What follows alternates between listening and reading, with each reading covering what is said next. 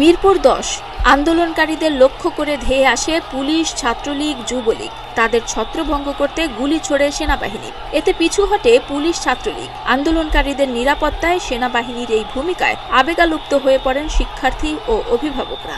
কেউ কেউ সেনা সদস্যদের জড়িয়ে ধরতে চান।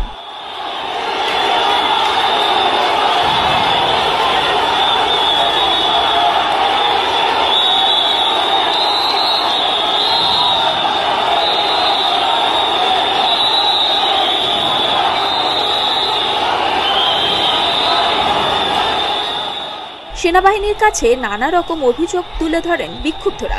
শনিবারই জনগণের স্বার্থে ও রাষ্ট্রের যে কোনো প্রয়োজনে সেনাবাহিনী সবসময় পাশে আছে ও থাকবে বলে জানিয়েছিলেন সেনাবাহিনী প্রধান জেনারেল ওয়াকারুজ্জামান। এ ঘটনা খানিকটা যেন তারই প্রতিফলন। তবে কেউ কেউ সেনাবাহিনীর উপর ক্ষোভও প্রকাশ করেন। সেনাবাহিনী আমাদেরকে দমাতে পারছে না দেখে তারা বললো যেতে দাও, এমনিতেই ওরা মার খেয়ে পিছাবে। সেনাবাহিনী ছাত্রদেরকে নিরাপত্তা দিতেছে, বাট ওইখান থেকে ওনারা সেনাবাহিনীর সামনে ফায়ার করতেছে। এগুলো কি মাইনে নেওয়া যায়? আপনারা বলেন। ছাত্রলীগ সন্ত্রাসের, ছাত্রলীগ যুবলীগ সন্ত্রাসের ভাই, এগুলোর বিচার কেউ করবে না। আমরা সকালবেলা শান্তিপূর্ণ সমাবেশ করতেছি, আমাদের উপরে ককটেল ছাড়া হয়েছে, তারপর থেকে এতগুলো পাবলিক খেপছে। পাবলিক ছাত্ররা কি এমনি খেপে? সেনা সদস্যদের উপস্থিতিকে স্বাগত জানিয়ে স্লোগান দিয়েছেন বগুড়াবাসীও।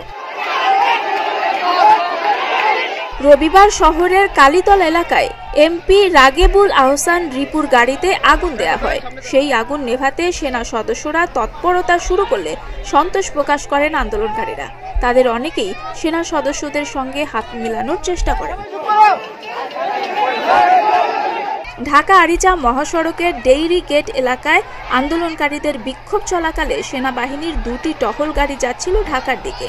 এ সময় সেনাদের উদ্দেশ্যে আন্দোলনকারীরা স্লোগান দেন। এক পর্যায়ে সেনা সদস্যরা মাইকিং শুরু করলে আন্দোলনকারীরা ইট পাটকেল নিক্ষেপ শুরু করে।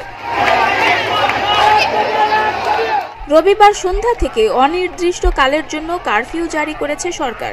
এ সময় বাংলাদেশ সেনাবাহিনী সংবিধান ও দেশের প্রচলিত আইনের আলোকে তার প্রতিশ্রুত দায়িত্ব পালন করবে। এক সংবাদ বিজ্ঞপ্তিতে এ তথ্য জানায় আন্তঃবাহিনী জনসংযোগ অধিদপ্তর।